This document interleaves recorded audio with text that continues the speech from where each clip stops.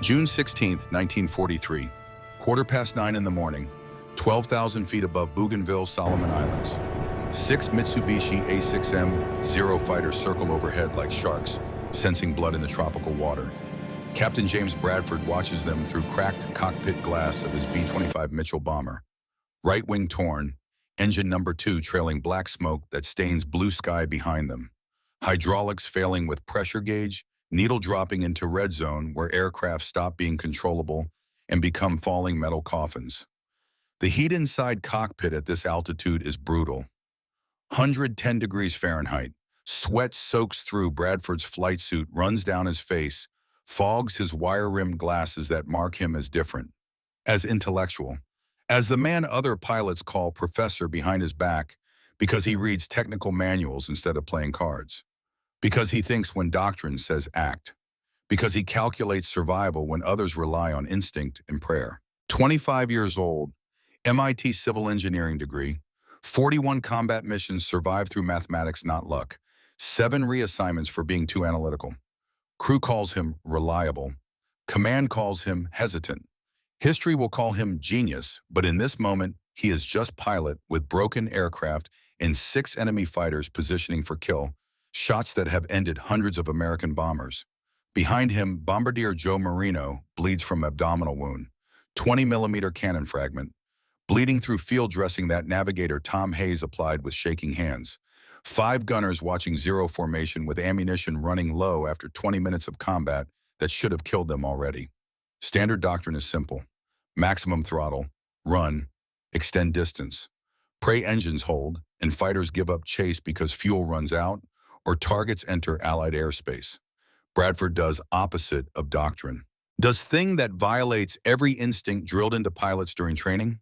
Does thing that command rejected 3 weeks ago as dangerous nonsense that would get crews killed?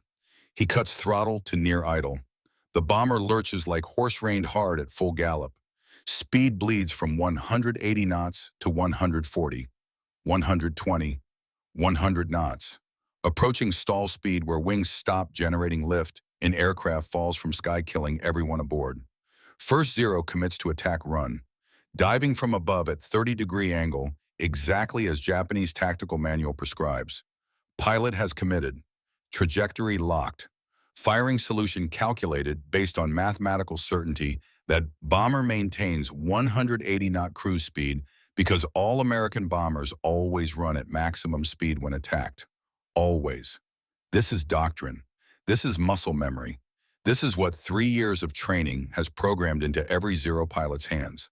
Bradford holds throttle at idle, watches airspeed indicator, watches Zero closing, counts seconds based on closure rate and relative velocity that his MIT professors taught him to calculate in 1938 when world was still at peace and mathematics were just numbers on chalkboard, not difference between living and dying. 3 seconds, 2 seconds, 1. Zero screams past overshooting by 30 feet. Pilot confused. Target should be here. Target is not here. Target is 30 feet behind and below where mathematics and muscle memory in 3 years of training said target would be. Top gunner Bobby Chen opens fire. 50 caliber tracers walk across Zero's engine cowling. Smoke pours black against blue. Coolant spray white like cotton. Fighter spirals down trailing fire that marks another calculation proven correct. Other Zeros hesitate. Circle wider, uncertainty replacing discipline.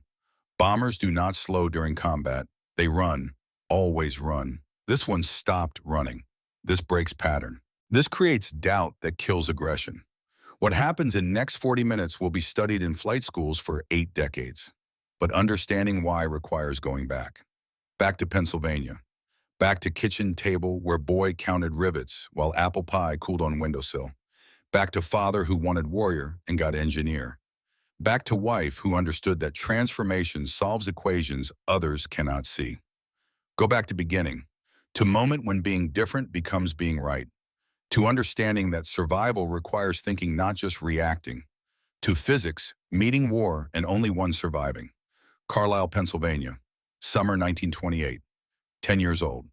James Bradford sits at kitchen table counting rivets on model airplane his father brought from Army surplus store, not playing with it, counting.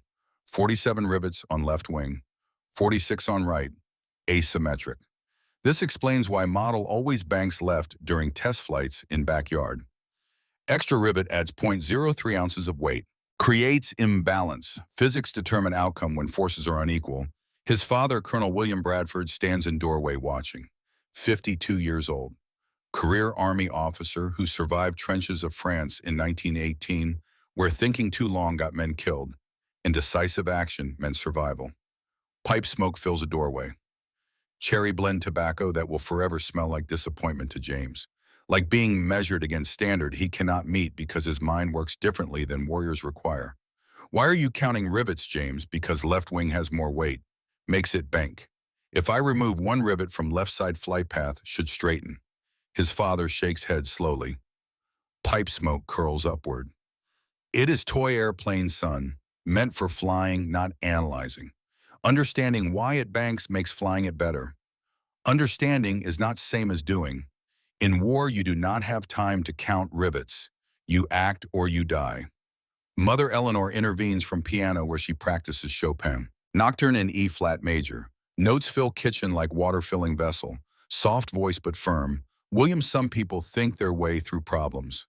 That is not weakness. That is different kind of strength. Father leaves without responding. Pipe smoke lingers. James returns to counting. Mother returns to Chopin. This moment will replay in his memory decades later when Medal of Honor citation reads Courage Under Fire.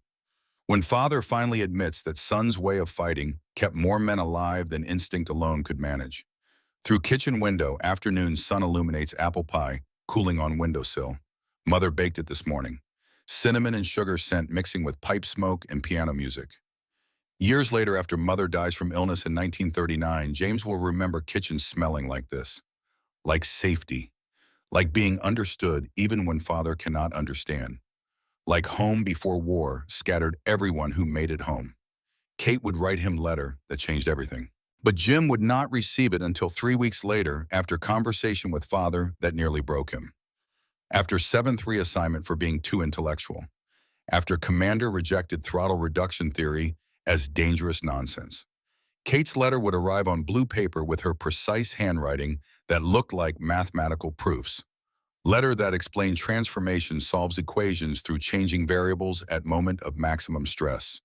Letter folded carefully and placed in flight suit pocket over heart where it would be when 6 zeros attacked and physics proved correct. Massachusetts Institute of Technology, spring 1938, 20 years old. James enters MIT library at 3 in the afternoon. Late spring sun through tall windows, dust motes suspended in light beams, smell of old books and wood polish and leather chairs worn smooth by generations of students seeking answers in pages. He finds table near engineering section. Spreads structural analysis textbooks and notebooks filled with equations. Notices young woman at adjacent table. Dark hair pulled back, focused expression, solving differential equations with pencil moving fast across paper, confident strokes, no hesitation. He watches her work, sees her using integration by parts where substitution would be more efficient. Cannot help himself. You are using integration by parts? Substitution would be more efficient for that particular equation. She looks up, brown eyes meeting his, slight smile playing at corners of mouth. Most men lead with compliments, not mathematical critique. I am not most men, she laughs. Sound like bells, like discovery, like finding someone who speaks same language. I am Catherine Sullivan. Kate. Everyone calls me Kate. James Bradford. Everyone calls me Jim, except my father, who calls me son, with disappointment in his voice. They begin meeting at library. Study sessions become conversations about mathematics and physics and how forces interact in ways that can be calculated if you understand underlying principles. Conversations become dinners at small restaurant near campus where coffee is always too weak and pie is never as good as mother's, but company makes everything better. Kate teaches mathematics at girls' school in Boston. Says she loves watching students discover that numbers tell stories, that equations solve problems, that mathematics are language describing how universe works when you learn to read it properly. June 1940. James graduates. Europe burns. Germany conquers France. Britain fights alone. America debates whether to enter war that seems inevitable to anyone reading newspapers and calculating trajectories of nations in conflict. James enlists Army Air Corps, not from patriotism, though he loves country, from understanding that engineers will be needed, that problems will require solutions, that physics applies to combat same as bridges. They marry June 1941. Small ceremony. His father attends wearing dress uniform. Seems disappointed James chose wife who teaches mathematics instead of someone from military family. Kate does not care about William Bradford's approval. She understands James in ways his father cannot. Sees strength where father sees hesitation. Sees calculation where father sees cowardice. Wedding cake is vanilla. Kate's dress is simple. She carries no flowers, just small book of poetry. They exchange vows that promise partnership, that promise thinking together through problems, that promise transformation through love. That night in small apartment, James shows her notebook filled with aircraft performance calculations. She finds this romantic. Most wives would not. She is not most wives. December 7th, 1941. Pearl Harbor. James called to active duty. Kate writes first letter on blue paper with blue ink, her handwriting precise as her mathematics. Letter that says come home safe because world needs engineers who think. Because mathematics matter more than bravado. Because some men fight with brain, not just instinct, and both kinds are necessary. James folds letter carefully. Keeps it in footlocker at training base. First of many blue letters that will arrive weekly. That will smell faintly of her perfume. That will keep him connected to reason for surviving when survival seems unlikely. Randolph Field, Texas, March 1942. Flight training. Heat shimmers off tarmac. Aviation fuel smell mixing with dust and sweat. Texas in spring is rehearsal for hell. Temperature 105 degrees. Humidity that makes breathing feel like drowning in air.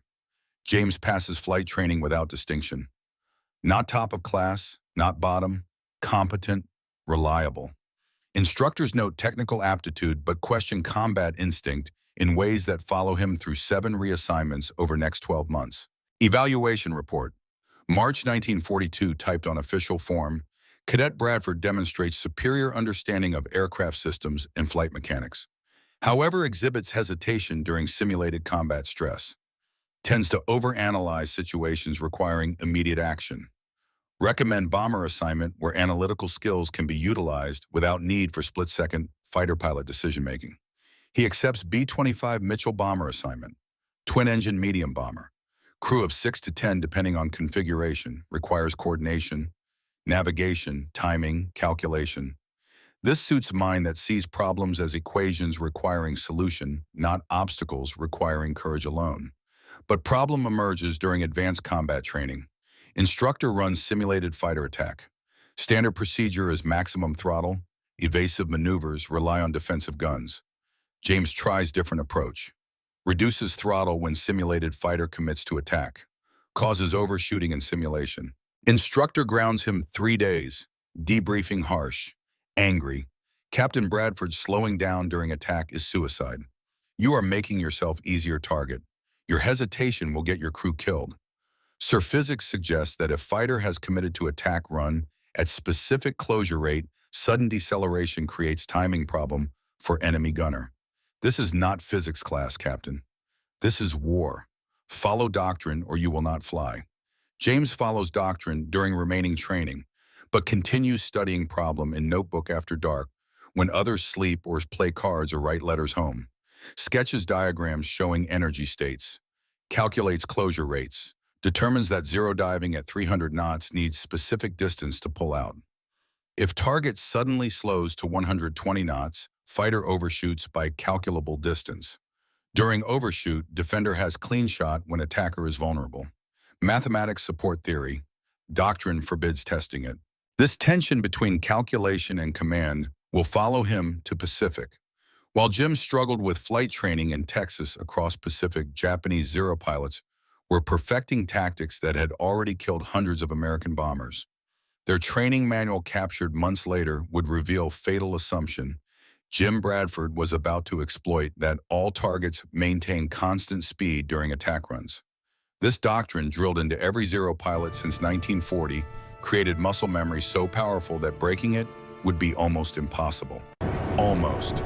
But muscle memory assumes predictable opponent, assumes doctrine versus doctrine, assumes enemy who follows same rules. Jim Bradford would prove that assumptions kill when physics override training, that innovation defeats repetition, that transformation solves equations doctrine cannot see. New Guinea, May 1943. Dobadura Airfield. Jungle humidity makes breathing difficult. 100% humidity. Temperature 95 degrees. Insects everywhere. Mosquitoes carrying malaria. Air smells of rotting vegetation and aviation fuel in latrine trenches dug too close to camp. This is 5th Air Force operating under General George Kenney. They fly long missions over water with no margin for error. If engines fail, you ditch. If you ditch, you disappear into ocean that swallows men without ceremony or witnesses. James receives 7th reassignment, this time to unit flying expendable missions. Reconnaissance deep into Japanese-held territory. Outdated aircraft. Skeleton crews. High casualty rate. Other pilots see this as punishment. James sees opportunity. Unit gives autonomy. Commanders do not care about doctrine when pilots are expected not to return. He can test theories without interference. The crew Jim assembled would become legendary. But first they had to survive mission that command classified as voluntary because expected survival rate was 12%. He assembles crew of misfits. Men cycled out, overlooked, written off by other commanders. Staff Sergeant Joe Marino, bombardier, 24 years old, Carbondale, Pennsylvania. Italian immigrant parents who came through Ellis Island 1920 seeking better life. 4 younger sisters depending on his pay. Oldest sister writes letters weekly on paper that smells like marinara sauce and homesickness. Joe caught malaria during New Guinea deployment. Doctors recommended medical discharge. Joe refused. Wants to finish war. Send money home. Return to sisters who count days until brother comes home safe. Joe trusts James because James does not waste lives on bravado. Runs fuel calculations down to gallon. Briefs crew with mathematics, not slogans. Says if we burn fuel at this rate, we have 17 minutes over target. If we take fire here, we divert here. If engine quits, we glide this far. Not inspiring, but accurate. Joe prefers accuracy over inspiration when accuracy brings you home. Sergeant Tom Hayes, navigator. 23 years old. Portland, Maine. Lobster fisherman's son who joined Army for steady pay. Previously crash-landed B-25 in ocean after both engines failed from flak damage. Swam 5 miles to shore while sharks circled. Rescued 3 days later by native fishermen. Returned to duty because wife Sarah waits in Portland. Writes letters about cold winters and lobster boats and future they will build when war ends. Future that requires Tom surviving mathematics that say most navigators do not complete 25 missions. Tom trusts James because James navigates using physics, not guesswork. Calculates fuel range to nautical mile. Plots courses maximizing survival probability, not shortest distance. Understands that coming home matters more than getting there fast. Corporal Bobby Chen, gunner, 22 years old, San Francisco, California, Chinese-American facing discrimination from men who cannot tell difference between Japanese enemy and Chinese ally.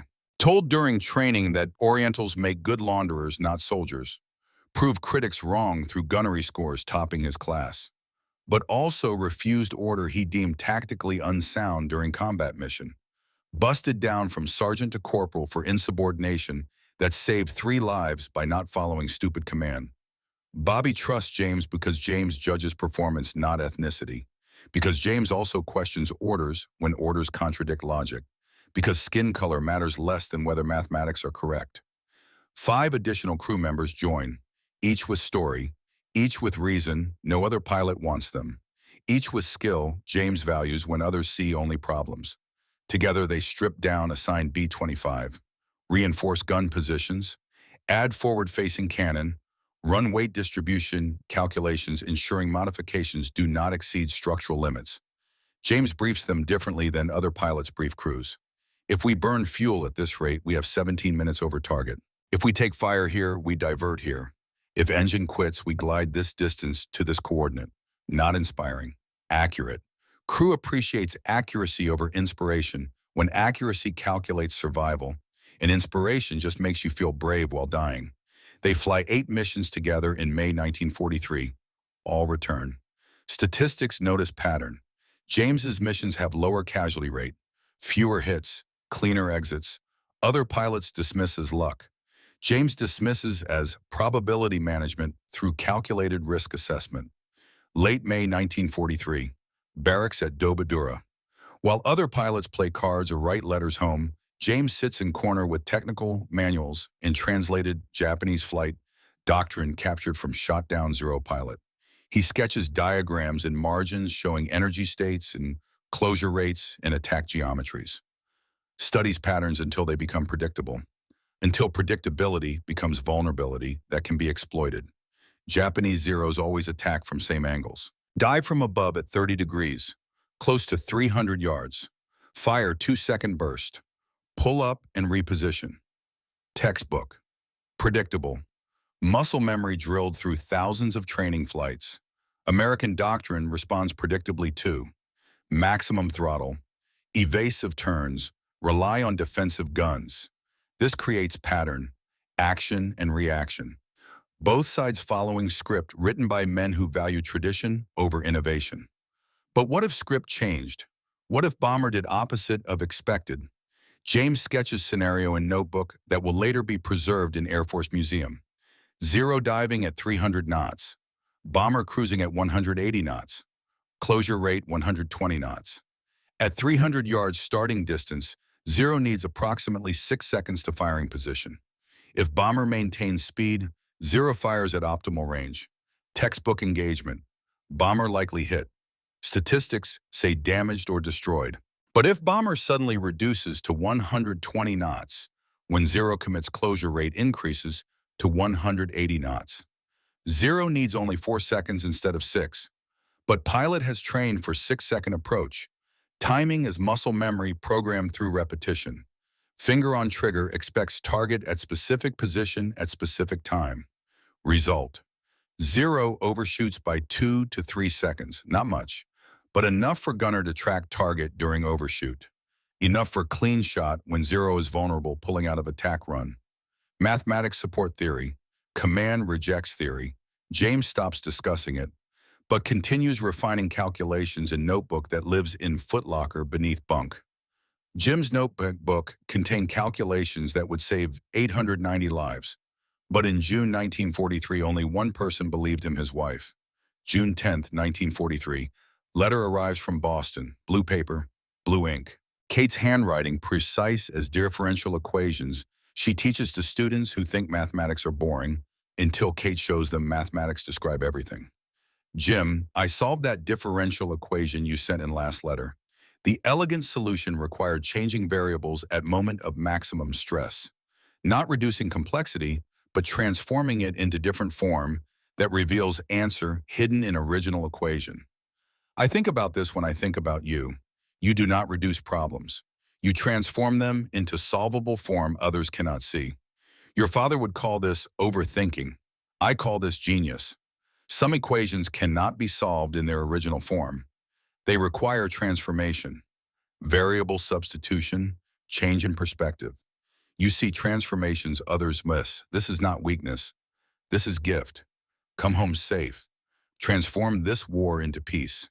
Your wife who loves you for your equations. Kate. James reads letter 17 times, folds it carefully, places it with others in footlocker. But this one is different. This one goes in flight suit, pocket over heart. Reminder that someone understands. That analytical approach is valid. That transformation solves equations doctrine cannot see. He understands what she means without her spelling it out. Throttle reduction is variable transformation. Changing speed changes equation from how to outrun into how to outtime. Different variables, different answer. Same physics applied differently. June 15, 1943.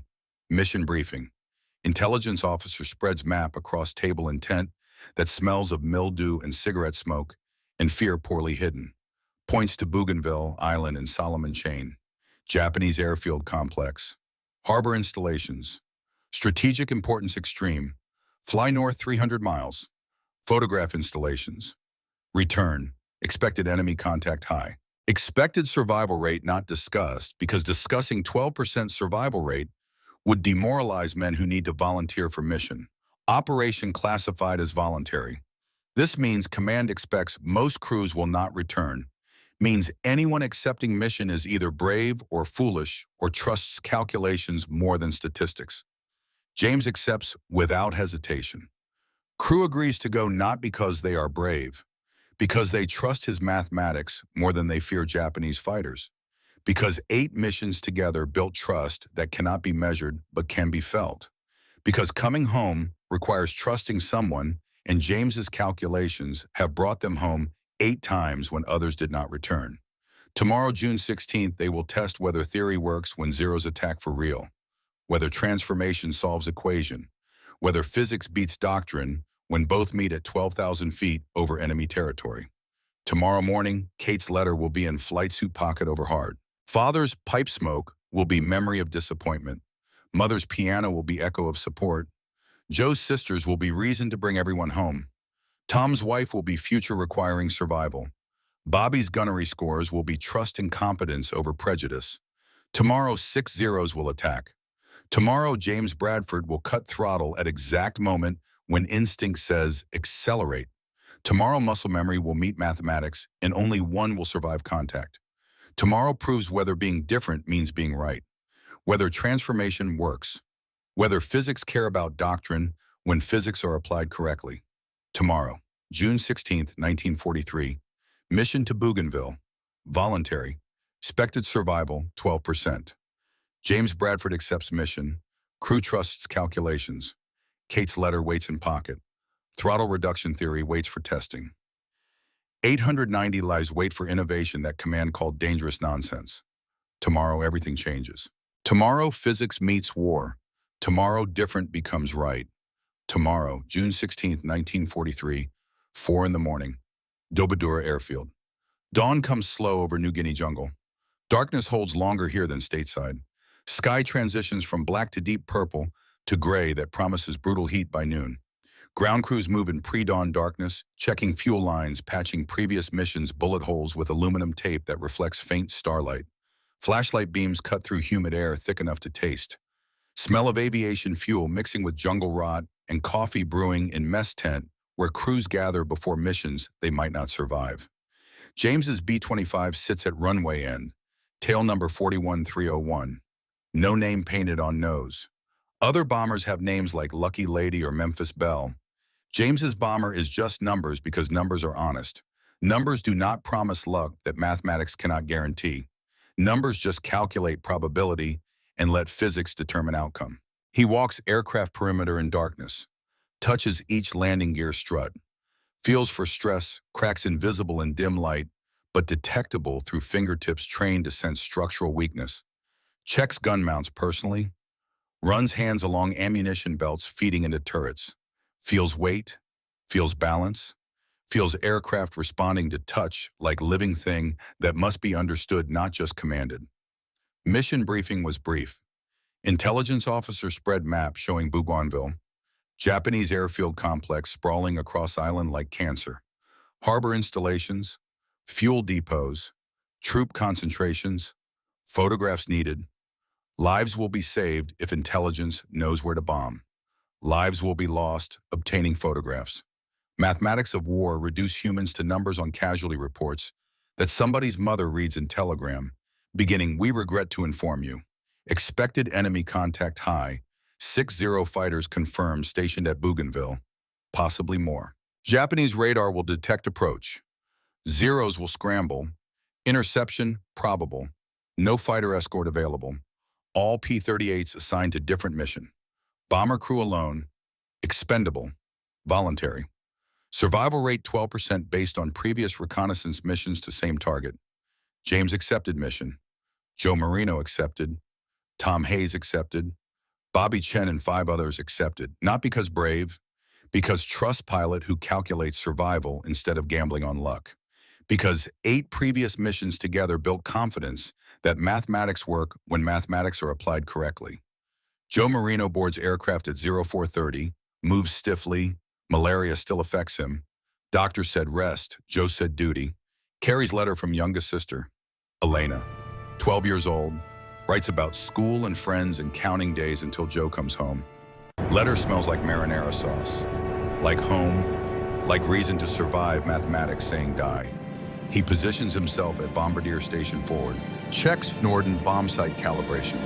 Instrument so secret that regulations require destroying it before capture. Instrument that turns mathematics into falling bombs, into targets destroyed, into war shortened by accuracy.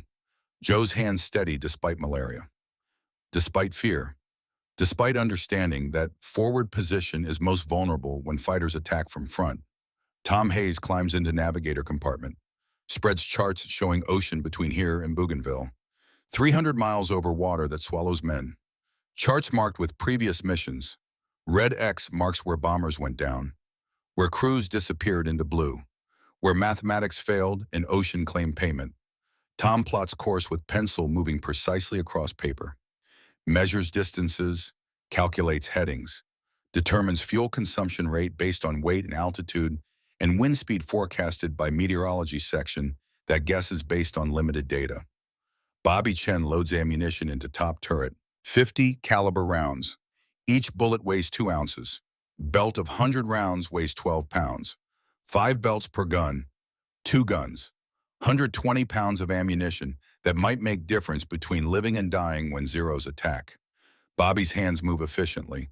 Muscle memory from gunnery training, from 8 combat missions, from understanding that hesitation costs lives when fighters close at 300 knots.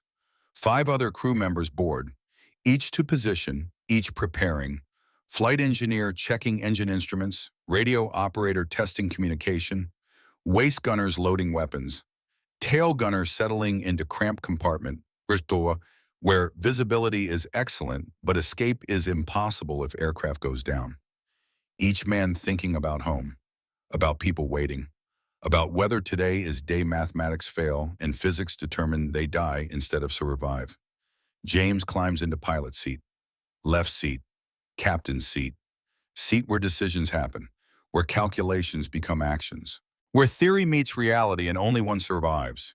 He adjusts seat position, checks control surfaces moving freely, tests throttles advancing and retarding smoothly, scans instrument panel, altimeter, airspeed indicator, engine gauges, fuel quantity, everything functioning, everything ready, everything except knowing whether throttle reduction works in combat or gets everyone killed.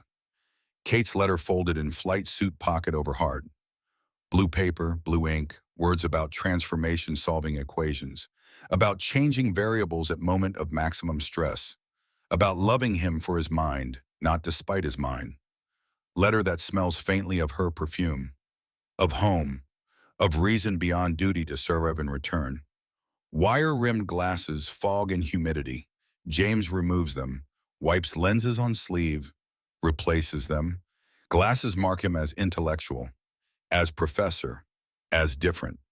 But glasses let him see instruments clearly, let him read numbers that determine whether crew lives or dies. Different is acceptable when different calculates survival. 0445, engine start, propellers turn, right cyclone radials produce sound like thunder, like power, like controlled explosions converting fuel into motion, into lift, into flight. Aircraft vibrates, metal frame shaking. James feels vibration through control yoke, through seat, through bones, feels aircraft responding to power, becoming alive, becoming extension of pilot's intention translated through controls into aerodynamic forces that defy gravity through mathematics called Bernoulli's principle. They taxi to runway, darkness fading to gray dawn. Jungle visible now, trees emerging from darkness like photographs developing. Parrots calling, insects buzzing, sounds of life continuing while men prepare for death. Tower clears takeoff. James advances, throttles. Engines roar. Aircraft accelerates. Tail lifts. Airspeed increases. 60 knots, 80 knots, 100 knots. Rotation speed. James pulls back gently. Nose lifts. Main gear leaves runway. Airborne. Gravity conquered through lift generated by wings moving through air at sufficient speed and angle. Physics working. Mathematics validated.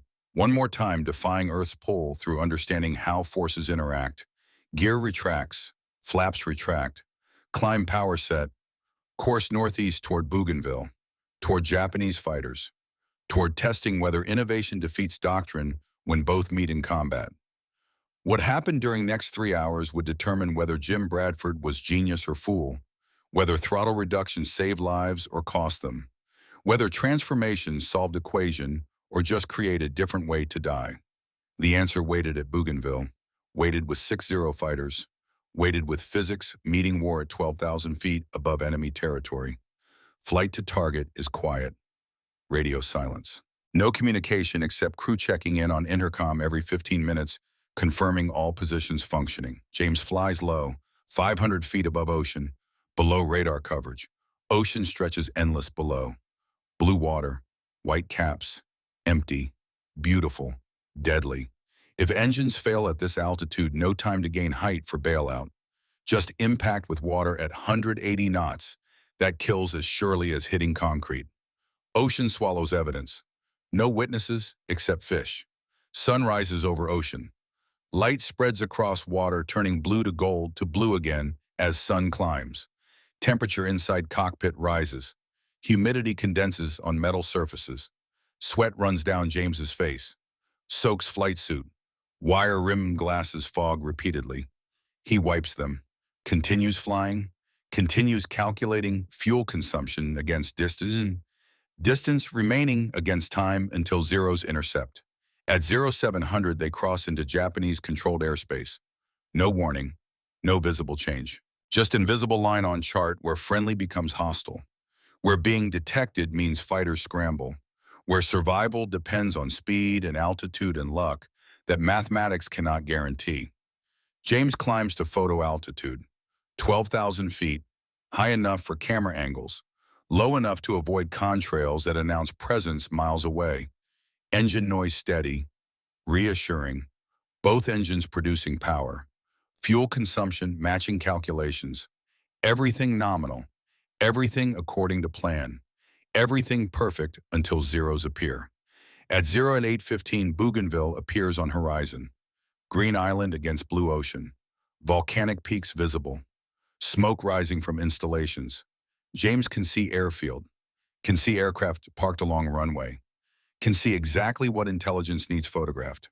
Tom Hayes confirms position. Bougainville dead ahead, 15 miles. Arrival time 0820. Joe Marino prepares camera. K-17 aerial camera. 9-inch lens. Can photograph from 12,000 feet and resolve individual buildings. Intelligence needs installation layouts, fuel depot locations, troop concentrations. Data that costs lives obtaining but saves more lives when used for targeting bombers that follow. 0820. Photo run begins. 17 minutes required for complete coverage. Joe activates camera. Shutter clicks every 3 seconds. Systematic, methodical, overlapping images for complete intelligence picture. Aircraft maintains steady course, steady altitude, steady speed, predictable, vulnerable, target. Then Bobby Chen's voice on intercom. Calm but urgent. Bogies, 6 o'clock high, 6 contacts. Rising fast. James acknowledges without emotion. Maintains course. Photo run not finished. 15 minutes remaining. Mathematics say complete mission, then deal with fighters. Doctrine says abort when engaged. James follows mathematics, not doctrine, because mathematics calculates survival, probability, while doctrine just follows rules written by men who never flew these missions. The zeros climb from airfield below. 6 aircraft, Mitsubishi A6M fighters. Lighter than B-25 by thousands of pounds. Faster in climb by hundreds of feet per minute. More maneuverable through tighter turn radius. Flown by pilots trained since childhood in tradition emphasizing honor and duty and death before dishonor. Pilots who practice attacks until muscle memory makes killing routine. Until doctrine becomes instinct. Until predictability becomes vulnerability. Years later, Lieutenant Yamamoto would describe this moment to grandchildren in Osaka. Would explain how American bomber appeared over Bougainville morning of June 16th, how 6 fighters scrambled, how they climbed expecting routine interception, expecting bomber to run when fighters appeared, expecting textbook engagement where superior speed and maneuverability guaranteed kill, expecting victory, getting confusion instead when physics met doctrine and physics won through transformation others could not see. Zero circle at 15,000 feet, 3,000 feet above B-25. Standard attack position. High-speed dive from above maximizes closure rate and energy advantage. Attack geometry textbook. Predictable. What Japanese pilots trained for thousands of hours to execute perfectly. What American bomber crews trained to survive through maximum speed and defensive fire. Pattern versus pattern. Doctrine versus doctrine. Predictability versus predictability. James watches them circle, counts aircraft, measures spacing, notes formation discipline. They are not attacking immediately. They are coordinated, patient, professional, waiting for psychological break they learn to expect from American crews, waiting for panic, for breaking formation, for running. That is when they strike, when prey shows fear, when predictability becomes certainty. James does not show fear, does not break course, does not run, continues photo run because mathematics say 17 minutes required and only 12 minutes elapsed, 5 minutes remaining, zero circle, wait, test patience, apply pressure, standard psychological warfare that works on most crews. That creates panic. That makes prey predictable. Joe finishes photography at 0837, 17 minutes exactly. Jim, we have complete coverage. We can abort now. James banks east. Full throttle. Standard procedure finally applies. Photo run complete. Mission accomplished. Now survival depends on reaching Allied airspace before Zeros decide patience is finished and killing begins. But Zeros are already positioning, already beginning attack sequence drilled through training until muscle memory makes it automatic, until thinking is replaced by reflex, until innovation becomes impossible because doctrine has replaced adaptability. First zero dives, 30-degree angle exactly as captured Japanese tactical manual prescribed, as every American intelligence briefing warned, as James studied in notebook now locked in footlocker back at base. Pilot commits at 800 yards, closes at 300 knots relative to bomber cruising at 180 knots, closure rate 120 knots. Timing based on mathematical certainty that bomber maintains cruise speed because all American bombers always run at maximum speed when attacked. Always. Doctrine. Muscle memory. Predictability. James waits. Watches zero close. 700 yards. 600. 500. Watching airspeed indicator. Watching closure rate. Calculating based on physics learned at MIT when war was distant and mathematics were just numbers. Calculating when to transform equation through variable substitution called throttle reduction. 400 yards, 350. Zero pilot committed, trajectory locked, firing solution calculated, finger moving toward trigger, expecting target at specific position at specific time based on bomber maintaining 180 knots. James cuts throttle. Both engines reduced to near idle. Sound changes from roar to whisper. B-25 lurches like horse reined hard. Speed bleeds, 180 knots, 160, 140, 120 knots. Approaching stall speed where wings stop lifting and aircraft falls. Control surfaces mushy. Aircraft wants to fall out of sky, wants to stop flying, wants to obey gravity instead of mathematics. James holds altitude through careful elevator input, through understanding that stall occurs at specific angle of attack, not specific airspeed, through applying physics others only memorize. Zero screams past, overshooting by 40 feet. Pilot's face visible through canopy. Expression changing from concentration to confusion in fraction of second. Target should be here. Mathematics said target would be here. 3 years of training said target would be here. But target is 40 feet behind and below where every calculation said target should be. Bobby Chen's top turret guns open fire. Sound like jackhammer. Like controlled violence. 50 caliber tracers walk across Zero's engine cowling. Each tracer, fourth or fifth round in belt. Visible lines showing where bullets go, where destruction follows. Smoke pours black from Zero's engine. Coolant spray white against blue sky. Fighter rolls left trailing fire. Pilot bails out at 8,000 feet. Parachute deploys white against blue. First kill, first validation, first proof that transformation works. Remaining 5 Zeros break formation. Circle wider, uncertainty replacing discipline. Bombers do not slow during combat, never. This breaks every pattern, every expectation. Every doctrine drilled through training creates doubt. Doubt kills aggression. Aggression is what makes Zero pilots dangerous. Without aggression, they hesitate. Hesitation creates vulnerability. James throttles back up, restores speed to 160 knots. Not full speed. Preserve throttle trick for next attack. Element of surprise is finite resource. Must be rationed. Must be deployed strategically. Cannot waste advantage through overuse. Second Zero attacks from different angle. 45 degrees instead of 30. Higher speed approach. Pilot adapting. Learning. Adjusting for possibility, bomber might slow again. But still assuming bomber will maintain current speed or accelerate. Not assuming deceleration because deceleration violates instinct, violates training, violates everything that makes sense when trying to survive. James waits again. Counts seconds. Watches closure. Calculates when Zero commits. When trajectory becomes locked. When pilot's finger moves toward trigger, expecting target at position mathematics predict. Cuts throttle, drops 10 degrees flap for additional drag. Speed bleeds to 110 knots. Dangerous, almost stalling. Controls barely responsive. Aircraft hanging on edge between flying and falling. Between physics working and physics failing. Between survival and death separated by 5 knots in an understanding of aerodynamics others only guess at. Zero overshoots by 60 feet. Waist gunner Frank Wilson fires. Sustained burst. Tracers through Zero's tail section. Control surfaces shred. Fabric tearing. Metal bending. Fighter enters flat spin. No recovery possible. Pilot fights controls. Aircraft does not respond. Impacts ocean 8 seconds later. No parachute. No time.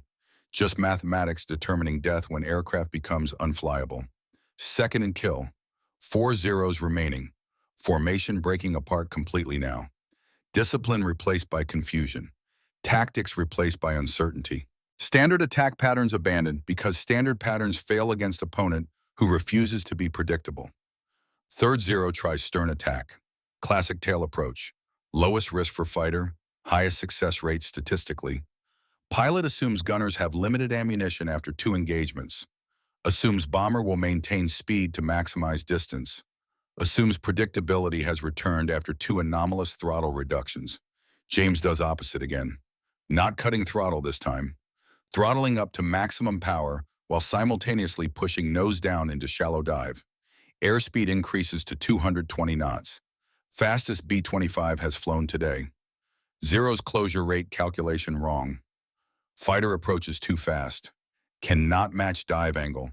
Cannot track target through maneuver that no bomber should attempt because bombers are not fighters, and fighters maneuver while bombers run straight. Tail gunner John Murphy fires sustained burst. Tracers through Zero cockpit canopy. Through plexiglass into pilot. Aircraft shutters. Noses over. No control inputs. Pilot dead or incapacitated. Fighter impacts water 7 miles east. Impact spray visible even from 12,000 feet. Third kill. 3 Zeros remaining. They are hesitant now. Formations scattered. Coordination broken. Uncertainty dominating. Their textbook tactics failing against bomber that refuses to fight textbook battle. Against pilot who transforms equations instead of solving them in original form. Against innovation that defeats repetition through understanding physics, override training. James restores level flight, checks fuel, 17 minutes of combat, fuel consumption higher than calculated due to throttle variations and dive, but sufficient for return with reserve remaining. Mathematics still working, still predicting, still providing answers that keep crew alive. Checks crew status on intercom. All positions report operational. Ammunition expenditure, moderate. Bobby Chen reports minor injury. Fragment from cannon round that missed aircraft but exploded close enough for shrapnel. Superficial, painful, not life-threatening. Continue mission. No other injuries. 8 men still alive, still functioning, still coordinating, still proving that crew working together achieves what individual cannot. Then fourth zero attacks from unexpected angle. Head-on pass, diving from directly ahead. This is desperate tactic. High risk for both aircraft. Closure rate over 500 knots. Combined speeds create closing velocity where reaction time measured in fractions of second. Where mistake means collision. Where collision means death for everyone. James holds course. Does not reduce speed. Does not evade. Physics of head-on pass mean tiny deviation by either aircraft creates miss. But holding steady course requires nerves beyond normal tolerance. Requires understanding that deviation creates more danger than maintaining trajectory. Requires trusting mathematics when instinct screams evade. Both aircraft fire simultaneously. Zero's 20mm cannon versus B-25's forward 50 caliber guns. Metal fragments fill air between them. Sound like hail on tin roof. Like controlled violence. Like mathematics meeting physics, meeting war, in space between aircraft closing at 500 knots. Impacts audible. Metal hitting metal, fragments penetrating aluminum skin. Damage occurring but aircraft still flying, still controllable, still fighting. They flash past each other, missing collision by less than 10 feet. Turbulence rocks both aircraft. Wake vortex from Zero spinning B-25 momentarily. James corrects, maintains control, looks back, sees Zero pulling up trailing smoke. Not critical damage, but enough. Enough to discourage further engagement. Enough to make pilot reconsider whether killing this particular bomber worth risking own life. Zero breaks off, heads west toward base. Fourth engagement. Fourth survival. 2 kills confirmed, 2 damaged. Mathematics working, innovation proving superior to repetition. 2 zeros remain. They circle at distance, reassessing. Understanding this American bomber is different. That standard tactics do not work. That engaging further risks loss without guaranteed success. That sometimes discretion is superior to aggression when aggression leads to death. They break off together. Turn west. Disengage. Return to base where they will report confusing engagement. Where intelligence officers will question whether pilots are lying or incompetent. Where eventually captured documents will reveal Americans develop new tactic. Where doctrine will slowly adapt. But too slowly to save hundreds of bombers that continue following old doctrine, while James Bradford's innovation spreads through crews who survive by thinking instead of just following orders. James turns east. Full throttle now. No need to conserve fuel. Mission complete. Enemy retreating. Just need to reach Allied airspace before damage assessment reveals how close to catastrophic failure they came during 17 minutes of combat that mathematics said was survivable, and physics confirmed through survival. But survival came at cost. Damage extensive. Hydraulics failing. Right engine temperature climbing. Oil pressure dropping on engine that should not be operating but must operate because single engine flight extends time to base beyond what injured crew member can survive. Joe Marino's voice on intercom. Weak, strained, pain evident even through static. Skipper, I am hit. Bad. James Key's intercom. How bad, Joe? Abdominal. 20mm, I think. Bleeding heavy. Tom is applying pressure, but voice trails off. James understands. Abdominal wounds from cannon are catastrophic. Even with immediate surgery, survival rate low. In aircraft, 40 minutes from medical care, survival rate approaches 0. Mathematics cruel, physics unforgiving. War taking payment that courage cannot prevent. But Joe is conscious. Still alive. Still has chance if they reach base quickly. If hydraulics hold. If right engine does not fail. If mathematics allows survival when probabilities suggest death. Tom Hayes reports additional damage. Hydraulics failing, pressure dropping below minimums. Right engine temperature 490 degrees. Maximum continuous 450. Running beyond limits. Metal expanding. Tolerances degrading. Seizure imminent. Fuel leak from left wing tank steady. 5 gallons per minute bleeding into slipstream. James calculates. 40 minutes to base. Fuel leak means 200 gallons lost. 350 gallons remaining. Should be sufficient. Should be. But right engine failure changes mathematics. Changes everything. Single engine flight reduces speed, extends time, increases fuel consumption per mile. Transforms should be sufficient into maybe sufficient into probably insufficient. He decides based on mathematics weighted by Joe's bleeding. Maintain current power. Monitor right engine. Accept risk of catastrophic failure because getting Joe to surgeons faster improves survival probability more than engine conservation. Physics meeting humanity. Mathematics meeting morality. Calculation meeting care. Crew works damage control. Tom maintains pressure on Joe's wound. Bobby Chen patches fuel leak with adhesive tape and prayer. Frank Wilson counts bullet holes. Stops at 300. Too many. Aircraft should not fly with this much damage. But aircraft flies because physics work even when structure fails. Because lift still generates. Because engines still produce power. Because mathematics care about forces, not feelings. 20 minutes from base. Right engine temperature 500 degrees. 50 degrees beyond maximum. Metal glowing, oil breaking down, bearing surfaces grinding. Catastrophic failure approaching through thermodynamics that cannot be negotiated or delayed through will or prayer. James makes decision. Mathematics clear. Shut down right engine now or risk fire that kills everyone. Feather propeller. Fly single engine. Accept extended flight time because controlled shutdown better than catastrophic failure. He pulls right throttle to idle. Hits feather button. Propeller blades rotate to minimum drag position. Engine noise decreases from roar to silence. Aircraft yaws right. James trims rudder to compensate. Thermodynamics temporarily defeated. Crisis delayed. Problem transformed into different problem that mathematics can solve. Single engine cruise speed 140 knots. 28 minutes remaining to base. Joe's breathing shallow on intercom. Pulse weak according to Tom. Blood loss severe. Consciousness fading. But still alive. Still fighting. Still trusting pilot who calculated survival when doctrine said die. 10 minutes out, James calls tower. Requests emergency landing clearance. Requests ambulance. Requests medical team ready. Requests priority because crew member critical. Because seconds matter. Because mathematics say Joe has maybe 30 minutes before blood loss becomes irreversible. Tower acknowledges. Clears all traffic. Fire trucks position at runway. Ambulance ready. Medical team standing by.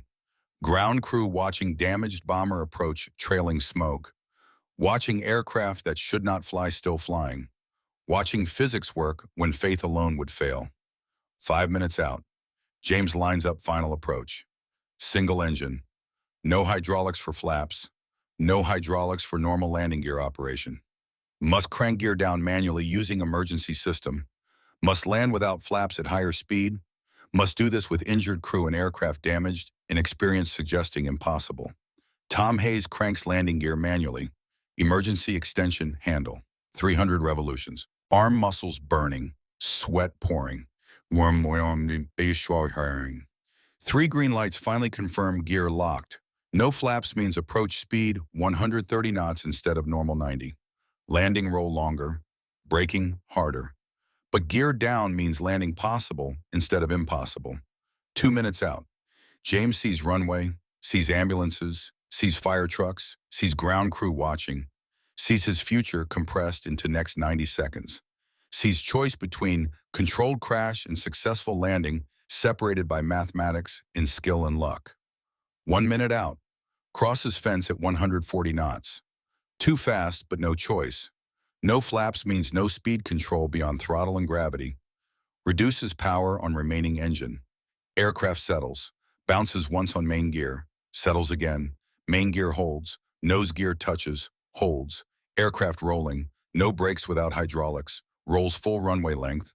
Runs off end into mud. Stops 200 yards past pavement edge. Silence. Engine shutdown. Propeller stop. Just whine through bullet holes and crew breathing hard. And Joe Marino groaning in pain and understanding that mathematics worked one more time, that physics allowed survival, that transformation solved equation doctrine could not see. Hatch opens. Medics rush in, extract Joe carefully. Rush to ambulance. Siren wails. Ambulance speeds toward field hospital 3 miles away, where surgeons will try saving life that mathematics suggest cannot be saved. Where medicine fights physics for Joe Marino's survival. Where outcome depends on factors beyond calculation. Ground crew stares, counts holes. 517 eventually. Wings perforated, fuselage shredded, tail section barely attached. Cockpit canopy cracked, blood throughout interior. Aircraft that should not fly flew 40 miles on single engine with dying crew member and damage exceeding design limits. James climbs out slowly. Leg wound worse than noticed during combat. Adrenaline masked pain. Now pain arrives. Sharp, insistent, blood-soaking flight suit. Medics support him. Load into second ambulance. Tom Hayes also wounded. Shoulder fragment. 4 crew members with minor injuries. Only Bobby Chen and 2 others completely uninjured. But everyone alive when mission ended except waiting to see if Joe survived surgery, if mathematics allow mercy, if physics permit exception, if one more man comes home instead of becoming casualty statistic that somebody's sister reads in Telegram, beginning we regret to inform you. They survived 6 zeros through throttle reduction, that command called dangerous nonsense. Survived through physics, through innovation, through proving transformation solves chaos equations others cannot see, through understanding that different is right when different calculates survival and tradition calculates death. Ambulance carries James toward field hospital, toward answers about Joe, toward questions about whether court-martial or commendation follows innovation that violated doctrine but saved lives, toward future determined by whether command admits captain was correct when colonels were wrong. Kate's letter still in pocket over heart. Blue paper, blue ink, words about transformation, about loving him for equations, letter that smelled like home, like reason to survive, like promise to return. Mission complete, photographs obtained, 6 zeros engaged, 2 destroyed, 2 damaged, 2 retreated, 8 crew members survived combat, 1 critical, 7 walking wounded, 0 killed in action during engagement. Mathematics worked. Physics proved correct. Innovation defeated repetition. Transformation solved equation. But cost not yet calculated. Joe Marino fights for life in surgery. James Bradford faces uncertain future between innovation and insubordination. Crew waits for answers about whether survival means victory or just delayed defeat. Tomorrow brings consequences. Tomorrow determines whether throttle reduction becomes doctrine or remains dangerous nonsense. Tomorrow judges whether thinking saves lives or just delays dying tomorrow. But first tonight, first surgery, first waiting, first understanding that mathematics predict but cannot guarantee, that physics calculate but cannot control, that innovation works until it does not.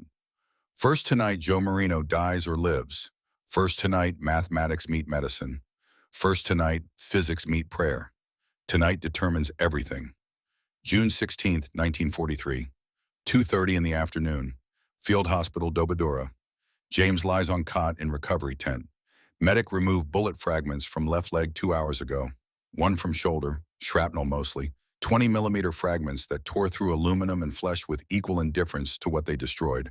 Morphine dulls edges of pain, makes thinking foggy but not impossible, makes world seem distant but still real, still present, still demanding answers about whether Joe Marino lives or dies 50 yards away in surgery tent where doctors work with tools inadequate and time insufficient. The tent smells of antiseptic and blood and canvas heating under tropical sun. Smell that will forever mean survival to James. Smell of being alive when mathematics suggested dying. Smell of morphine and gauze and iodine mixing with jungle humidity that makes breathing feel like drowning in air, that tastes of rot and medicine. Through canvas wall he hears voices, surgical team working, metal instruments clinking, urgent commands, sounds that mean fighting, sounds that mean trying, sounds that do not reveal whether trying succeeds or just delays inevitable. Tom Hayes sits on adjacent cot, shoulder bandaged, arm in sling, Face showing exhaustion that goes beyond physical. Exhaustion of watching friend bleed, of applying pressure that slowed bleeding but could not stop it, of calculating that Joe's chances decrease with every minute that passes. Mathematics cruel even to navigator who plots courses through numbers. You did everything you could, Tom. Tom does not respond, just stares at canvas walls separating them from surgery. Stares like he can see through fabric to where Joe fights battle that courage of Honolulu cannot win, where physics meet physiology and only one determines outcome. Bobby Chen appears at tent entrance, face showing relief at seeing pilot alive, showing grief at knowing bombardier might not be. Bobby's left arm bandaged where shrapnel grazed him. Minor wound, painful but not serious, not like Joe's. Skipper, ground crew counted holes, 517. They say aircraft should not have flown, say it is miracle we made it back. James wants to say no miracle, just physics. Just understanding that aircraft fly through lift generated by wings, not faith generated by hope. But morphine makes words difficult, makes thinking slow, makes everything seem less important than waiting for news from surgery tent. Not miracle, Bobby, just mathematics. Wings still generated lift, engines still produced thrust. Physics worked even when structure failed. Bobby nods, does not argue. Understands that pilot needs to believe in mathematics, not miracles. Needs to think survival was calculated, not granted. Needs physics to make sense of world where good men die and equations determine who lives. 3 hours pass. Sun moves west. Heat intensifies, then begins fading toward evening. Jungle sounds increase as day animals quiet and night animals wake. Parrots calling, insects buzzing. Sounds of life continuing while men wait for death or reprieve. At 17:47 hours, surgeon emerges from surgery tent, face showing exhaustion, showing defeat, showing answer before words spoken. James sees truth in surgeon's eyes, sees mathematics that predicted this outcome, sees physics that allowed no exception despite medicine's best effort. Captain Bradford, I am sorry, we did everything possible. Repaired damage, controlled bleeding, but infection from gut wounds spread too fast. Peritonitis, no antibiotics strong enough. Staff Sergeant Marino died at 17:32 hours. Numbers, time of death reduced to numbers. 17:32, 5:32 p.m. Joe Marino ceased existing, 24 years old. 4 younger sisters receiving telegram. Parents burying son who died, proving loyalty matters more than survival, when loyalty means completing mission despite being hit. Means staying at Bombardier Station instead of seeking medical attention. Means trusting pilots' calculations until calculations could no longer keep him alive. James closes eyes, sees Joe's face, sees him boarding aircraft this morning, moving stiffly from malaria, carrying letter from youngest sister Elena, letter that smelled like marinara sauce and home. Letter that talked about counting days until Joe returns. Days that will now stretch to infinity because Joe is not returning. Because mathematics allowed survival for 7 but demanded payment of 1. Because physics care about forces, not fairness. Did he say anything at the end? Surgeon nods. Was conscious until final minutes. Asked me to tell his sisters he was sorry for not coming home. Asked me to tell you the math was right. That throttle reduction worked. That he trusted your calculations and would trust them again if given choice. Said innovation matters more than tradition when innovation keeps men alive. James opens eyes, tears mixing with sweat on face, wire-rimmed glasses fogging from moisture and grief. He removes them, wipes lenses, wipes eyes, replaces glasses. World comes back into focus. World where Joe Marino is dead and mathematics could not save him despite calculating everything else correctly. What Joe said in his final moments would haunt Jim Bradford for 64 years. Would echo through training lectures and reunion speeches and quiet moments alone when survivor's guilt demands accounting for why some live and some die when both followed same orders and trusted same pilot. Tom Hayes sits silent, tears running down face. Bobby Chen leaves tent quickly. Sound of vomiting outside. Sound of grief expressed through body when words are insufficient. James lies on cot, morphine making world distant, making grief feel abstract, but knowing that when morphine wears off, grief will become concrete. will become weight carried for decades, will become name spoken at reunions, will become reminder that innovation saves most but cannot save all, that mathematics predict but cannot guarantee, that physics calculate but cannot control who lives and who becomes casualty statistic. June 19th, 1943, 3 days after mission, 3 days after Joe died. Colonel arrives at recovery tent. Gray hair, weathered face, eyes that have read too many casualty reports and written too many letters to mothers explaining why sons will not return. He looks at James, sees pilot barely 25 years old recovering from wounds, sees wire-rimmed glasses marking him as intellectual, sees future compressed into decision colonel must make about whether innovation that violated doctrine deserves commendation or court-martial. Captain Bradford, I need your report. Intelligence has photographs. Excellent quality. Mission successful. But I need explanation. How did single B-25 fight off 6 Zeros and survive? How did you kill 2 and damage 2? When doctrine says run, not fight, James explains. Despite morphine making words difficult. Despite grief making speaking painful. Explains throttle reduction timing. Energy state calculations. How Zero pilots train for specific closure rates. How sudden deceleration disrupts timing. How overshooting creates vulnerability. Window measuring 2 to 3 seconds. How those seconds provide gunners clean shots when fighters most vulnerable. Explains studying Japanese attack patterns 8 months. Developing theory based on physics. Testing calculations in notebook. Pitching idea to previous commander who rejected it as dangerous nonsense. Testing theory today when Zero's attacked. Proving mathematics correct through survival. Colonel listens, does not interrupt.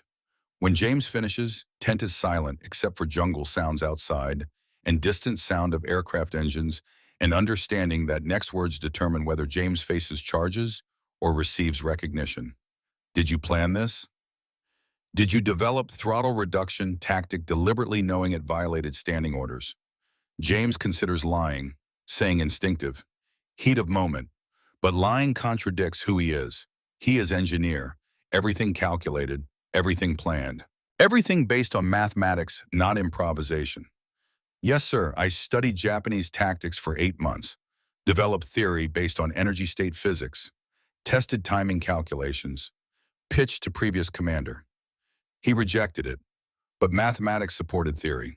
Today proved mathematics correct. Throttle reduction works when executed properly. Are you aware testing unauthorized tactics during combat violates standing orders? That disobeying doctrine can result in court-martial? Yes, sir, I am aware.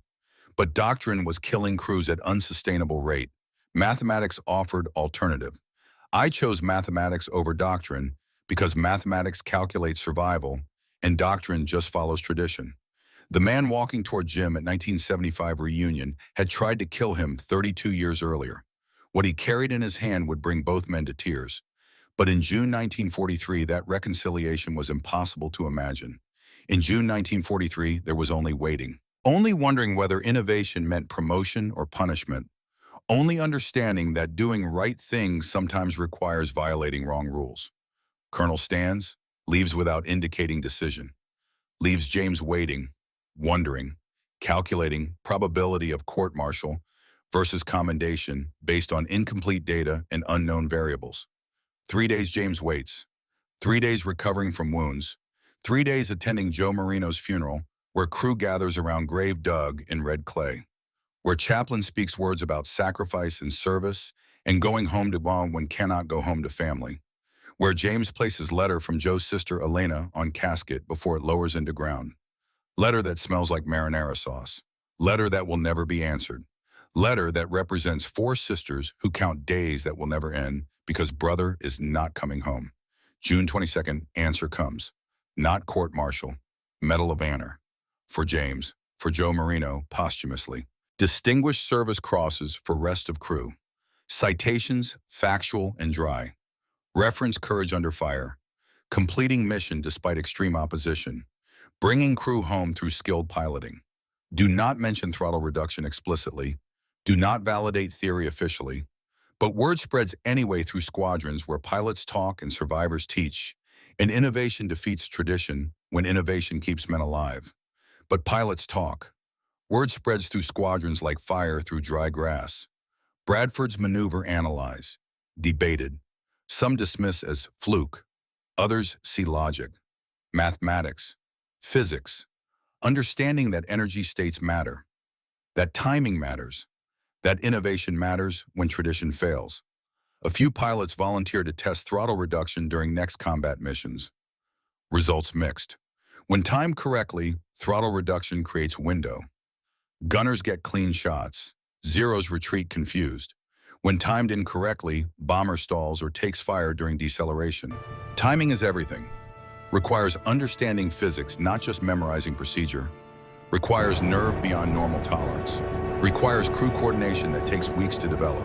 Not every pilot can execute it, but those who can survive situations that should kill them. Survive through thinking, through calculating, through proving innovation defeats repetition when innovation is based on physics and repetition is based on doctrine written before physics were understood. Flight instructors begin incorporating throttle reduction into advanced training, not as doctrine, as option, tool, something to consider when speed alone insufficient. Training manual updated July 1943. Single paragraph added, paragraph that will save 890 lives over next 2 years. Paragraph that validates mathematics over tradition. Training manual amendment, July 1943. In extremist situations where bomber cannot outrun pursuing fighters, consider sudden deceleration to disrupt enemy attack timing. Requires precise execution and crew coordination. Use only when alternative is certain death. Not ringing endorsement, but acknowledgement. Understanding that mathematics work when applied correctly. That innovation deserves consideration even when innovation contradicts tradition. That some captains see solutions colonels cannot imagine because captains fly missions and colonels read reports. Letter arrives from Kate. Blue paper, blue ink, handwriting precise as differential equations she teaches. Jim. Telegram arrives saying you received Medal of Honor. Then second telegram explaining you were wounded. Typical military efficiency. Honors before mentioning injuries. Are you healing? Are you safe? Your father visited again.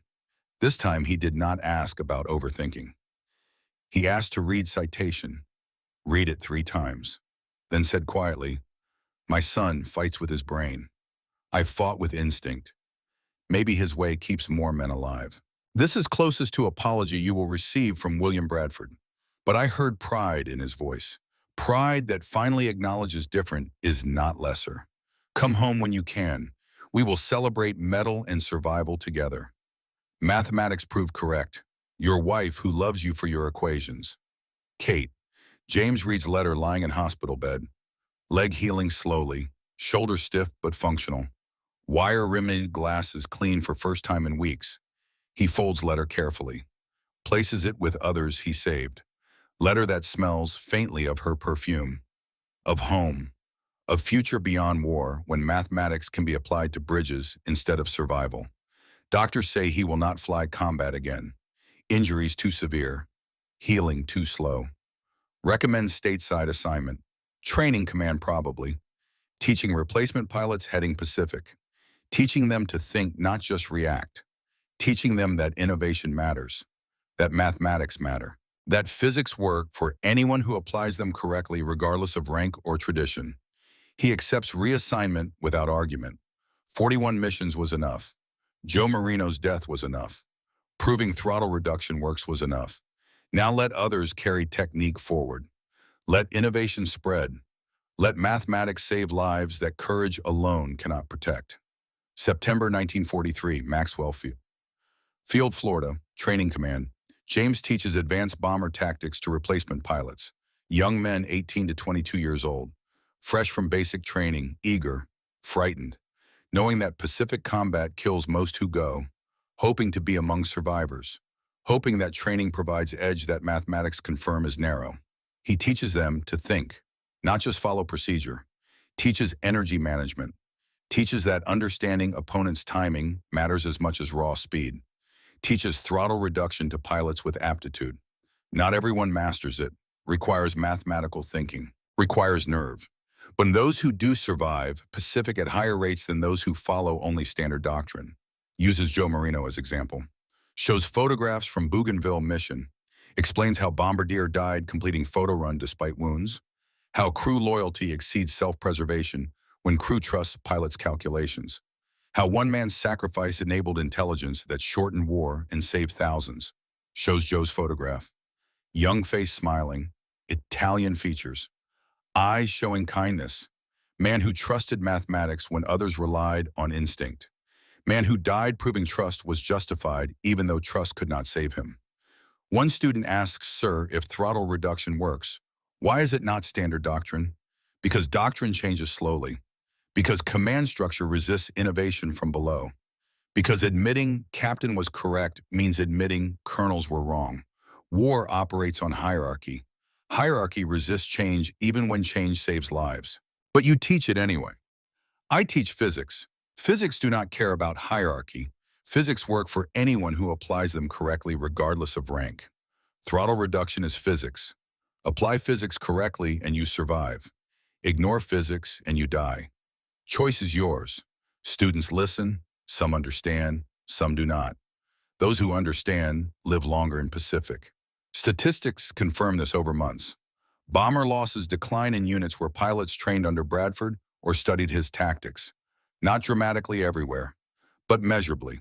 4% improvement by end of 1943, 6% by mid-1944. Small percentages, huge numbers. 890 crew members who return home instead of dying. 890 families receiving sons instead of telegrams. December 1943. Father visits training base in Florida. Colonel William Bradford arrives wearing dress uniform.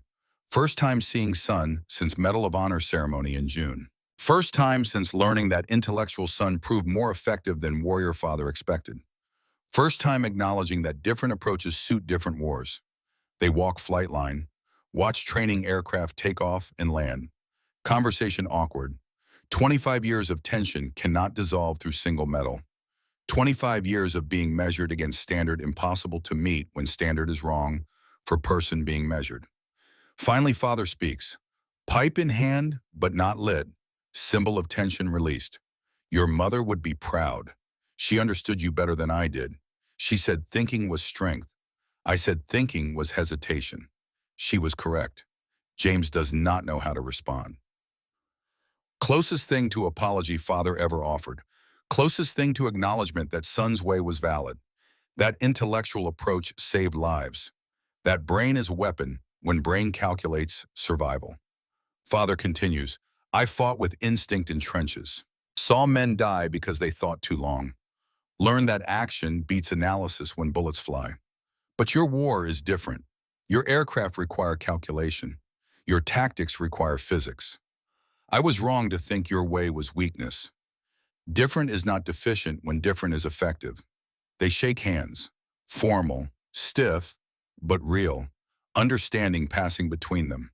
Understanding that warrior and engineer both serve, both matter, both defend country through different means towards same end. Father dies 1968 from heart attack, age 77. At funeral, James speaks about lessons learned, about understanding that courage has many forms, that some men charge trenches, others calculate equations. Both matter, both necessary, both deserving respect when both aim toward protecting what matters. Father's pipe given to James after funeral. Cherry blend tobacco still faintly detectable after years. Smell that once meant disappointment, now means reconciliation. Now means understanding that came late, but came nonetheless. Pipe kept on desk at engineering firm where James designs bridges. Reminder that structures support weight through calculation, not courage. That physics work when applied correctly.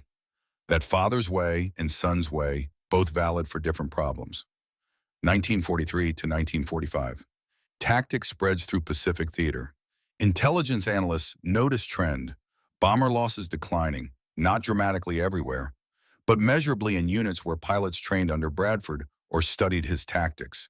Survival rates improving month by month, year by year. Mathematics confirming that innovation works. That throttle reduction saves lives. That physics matter more than tradition when tradition kills and physics save. By war's end, 1945, survival rates improved 6% over 1942 baseline. 6% sounds small, represents 890 crew members, 8,900 individual decisions to live instead of die. Live saved through thinking, through calculating, through applying physics correctly when doctrine alone would have failed. Not all improvement due to throttle reduction. Better aircraft helped, improved fighter escorts helped, more experienced crews helped. But tactical innovation played role. Pilots who understood energy states survived situations where pilots following only doctrine died. Mathematics proved this through statistics that could not lie. Captured Japanese pilots interrogated after war mention American bombers that behaved unpredictably. That slowed at unexpected moments. That created confusion during attack runs. That disrupted rhythm Japanese pilots trained years to perfect. One Japanese pilot interviewed 1946, "We trained to attack bombers at specific speed. When bombers suddenly slowed, our timing was wrong. We overshot. We became targets instead of shooters." This happened more frequently late in war. Americans learned something that disrupted our doctrine. Something we could not adapt to because adaptation requires abandoning muscle memory developed through 1,000 practice attacks. This validates Bradford's theory from different angle. Enemy confirmation that tactic worked, that physics transcended nationality, that mathematics applied equally to American and Japanese aircraft, that innovation defeated repetition regardless of flag, when innovation was based on understanding forces and repetition was based on following tradition. Flight schools continue teaching energy management into jet age. Korea, Vietnam, modern era. Language changes, but principle remains. Understanding physics beats raw speed when speed alone insufficient. Understanding opponent's timing creates vulnerability that can be exploited. Innovation matters when tradition fails. September 1945. War ends. James returns home. Kate waits at train station in Boston. Blue dress, brown hair showing gray strands that were not there when he left. 3 years of waiting visible in face. 3 years of reading telegrams about wounded. 3 years of teaching mathematics while wondering whether husband would return to apply mathematics to bridges instead of survival. They embrace on platform, other families reuniting around them, soldiers returning, wives crying, children meeting fathers for first time. Sound of joy and relief mixing with train whistles and steam and understanding that war is over and futures can begin, that war interrupted. Kate smells like home, like safety, like reason he survived when mathematics suggested dying. Her first words are not about metal or missions or war. First words are about equations she solved while waiting, about problem that took 3 years to work through, about answer that required patience and persistence and understanding that some solutions cannot be rushed. I solved it, Jim. The transformation equation. Took 3 years, but I found elegant solution. "Wanna see?" He laughs. First genuine laugh in 3 years. Laughs because wife greets returning war hero husband by talking about mathematics. Because most wives would ask about combat, about fear, about killing. Kate asks about equations because Kate understands that equations are what James needs. What makes sense? What provides order in world where chaos killed Joe Marino and mathematics could not save him? They go home to apartment she maintained during war. Small place. 2 rooms. Kitchen that smells like cinnamon and sugar. Kate baked apple pie this morning. Recipe from James's mother. Pie cooling on windowsill exactly like childhood memory. Like moment when mother defended son's way of thinking. Like understanding that some things endure through war because some things matter more than war. That night they talk about future, about children they will have, about bridge engineering firm offering position, about teaching mathematics and applying physics to structures that connect instead of destroy. About life beyond war when war becomes memory instead of present. 3 children eventually. 2 sons, 1 daughter. All inherit analytical minds. All attend good universities. All build productive lives. All told stories about father who won war through thinking, through calculating, through proving innovation matters, through understanding that physics save lives when physics are applied correctly. 1975 Veterans Reunion, San Diego, California. James is 57, retired from bridge engineering, 28 years designing structures, applying same physics that saved life in war to connecting landmasses in peace. 3 children grown. Kate still teaching mathematics in Boston. Life quiet and productive and full of small moments that accumulate into contentment. Reunion is for 5th Air Force veterans. Attendance declining each year. Men dying, memories fading. But bonds remain among those who survived. Bonds forged through shared danger. Through understanding what it means to fly through flak and fighters, and fear and somehow come home when mathematics said die. Second day of reunion, Japanese man approaches. Approximately 60 years old. Gray hair, formal manner, face showing age and uncertainty, carrying something wrapped in cloth, something that takes courage to present to former enemy. Excuse me, are you Captain James Bradford, pilot who flew B-25 over Bougainville, June 1943? James confirms identity cautiously. Not many Japanese attend American veterans reunions.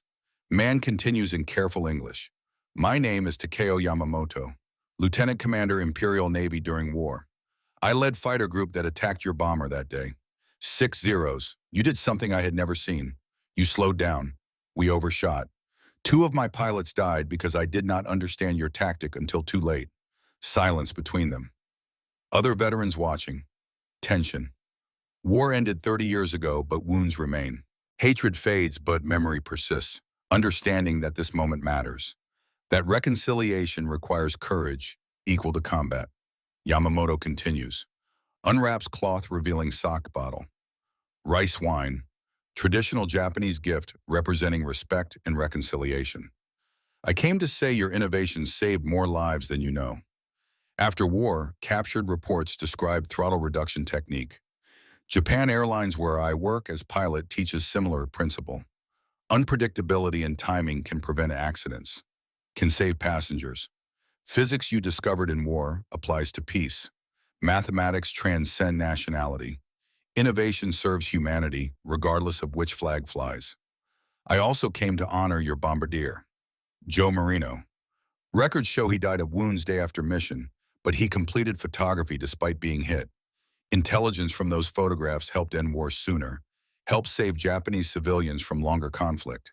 His sacrifice mattered to both sides. I wanted you to know that even enemy recognizes courage transcends nationality. James shakes Yamamoto's hand, feels strange shaking hand of man who tried to kill him 32 years ago. Man who killed Joe Marino through following orders, through doing duty, through being soldier on opposite side of war that created enemies from men who might have been friends in different circumstances. But also feels right. War creates enemies. Peace creates opportunity for understanding. Time heals wounds that bullets create when bullets stop flying, and mathematics can be applied to living instead of surviving. They talk for 2 hours about June 16th from different perspectives, about physics of combat, about understanding that warriors on both sides followed orders, did duty, served countries through means available, about recognizing that innovation matters more than tradition when lives are at stake, regardless of nationality. Yamamoto explains how throttle reduction disrupted Japanese tactics, how it created uncertainty that made aggressive attacks riskier, how word spread through squadrons that some American bombers fought differently. That predictability had been replaced with adaptation. That muscle memory failed against innovation. This contributed to eventual victory not through destroying enemy, but through making enemy hesitant, through creating doubt, through proving Americans could innovate faster than Japanese could adapt, through demonstrating that physics override tradition when physics are understood and tradition is just repetition. They exchange addresses, correspond occasionally over next 2 decades. Yamamoto visits Bradford home in Boston, 1953, meets Kate, tells her that husband's intelligence kept many alive on both sides, that mathematics transcend war, that innovation serves humanity when innovation is shared instead of hoarded. Yamamoto dies 1995, age 80, in Osaka. Family sends obituary to James. Notes that Yamamoto taught thousands of pilots during career at Japan Airlines, taught them that innovation matters, that questioning doctrine is valid when doctrine fails reality. that physics work for anyone willing to learn regardless of past conflicts. James attends memorial service via letter read by Yamamoto's son. Letter expressing gratitude for reconciliation, for understanding that former enemies can become friends when wisdom replaces hatred, when recognition of shared humanity overcomes division created by temporary conflicts. 1945 to 2007. Full life. James works as engineer designing bridges for firm in New England. Applies same physics that saved life in war to connecting landmasses in peace. Design spans calculating load distribution and stress analysis and wind resistance using mathematics that are cousins to equations that calculated throttle reduction timing. One bridge named after him eventually. Bradford Bridge spanning river in Vermont. Plaque noting designer's Medal of Honor. Noting innovation in structural engineering. Not mentioning throttle reduction because bridge engineering and combat aviation seem unrelated. But both are physics. Both are calculation. Both are applying understanding to solve problems others think impossible. Rarely discusses war unless asked. When students or reporters interview about Medal of Honor, answers are brief, factual, no drama, no embellishment, just numbers and physics, and understanding that heroism is mathematics correctly applied when mathematics determine survival. Did you invent throttle reduction tactic? Yes. Based on energy state physics. Were you scared? Mathematics do not leave room for fear when calculations are correct.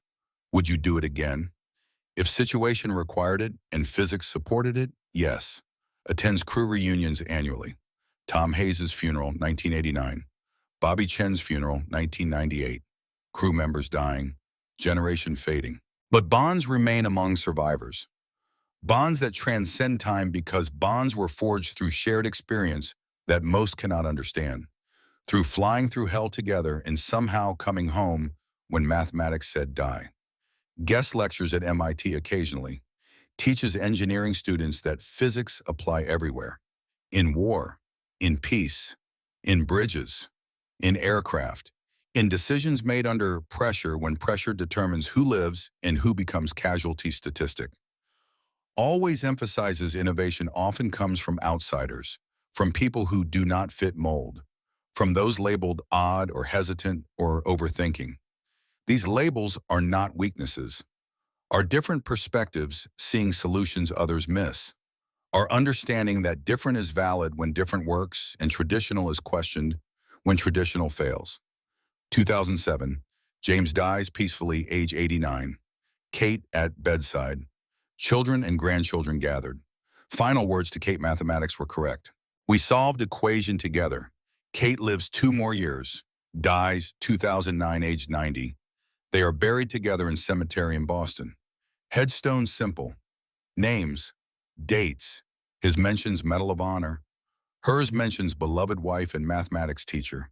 Both mention love because love is what made mathematics matter. Love is what made survival important. Love is what made innovation necessary because coming home to someone who understands makes surviving worthwhile. But real legacy is not medals or bridges or gravestones. Real legacy is understanding that intellect is courage, that calculation saves lives, that innovation matters when tradition fails, that physics work for anyone willing to apply them correctly, that different is valid when different works, that transformation solves equations others cannot see. 2024, United States Air Force Academy, Colorado Springs.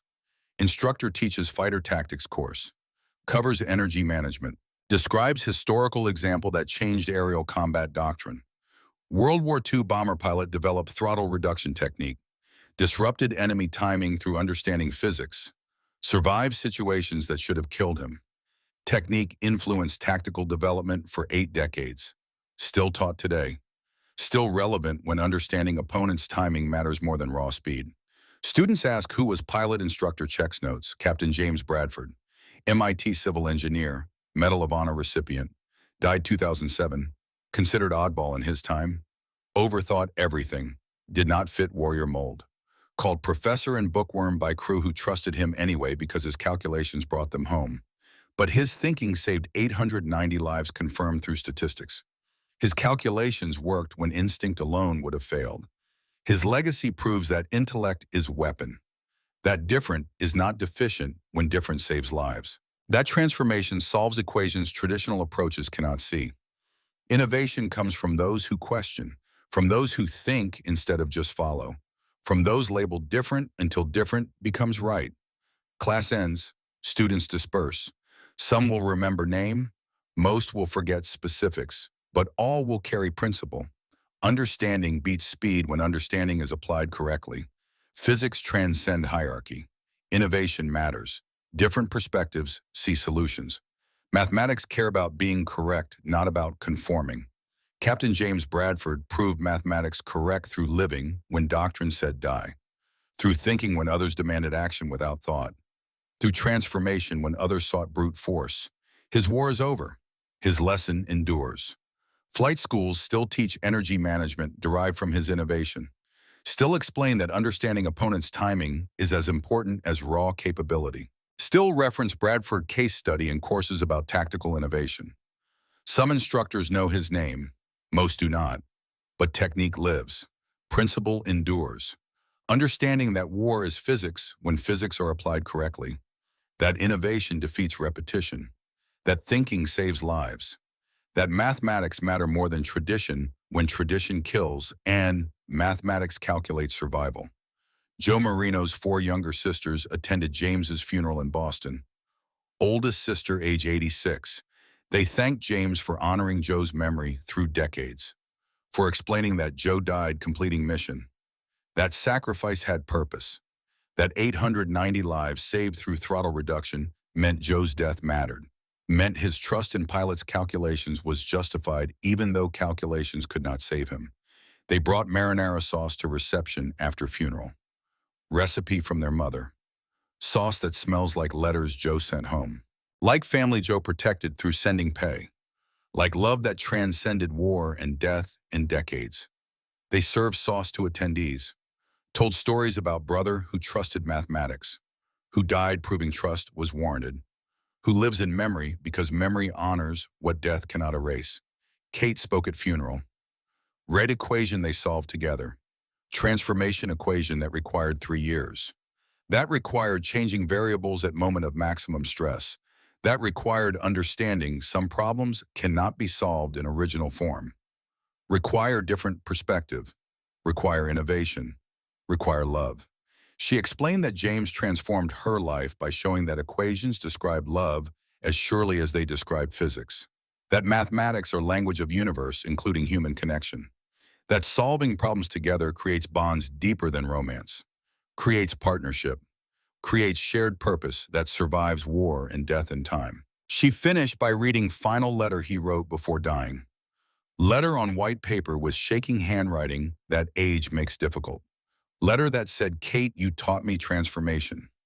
You showed me that changing variables solves equations traditional methods cannot. You proved that love is mathematics applied to human connection. You demonstrated that different is strength when different is supported instead of criticized. Thank you for believing an oddball engineer who saw world through physics. Thank you for making survival worthwhile. Thank you for equations we solved together.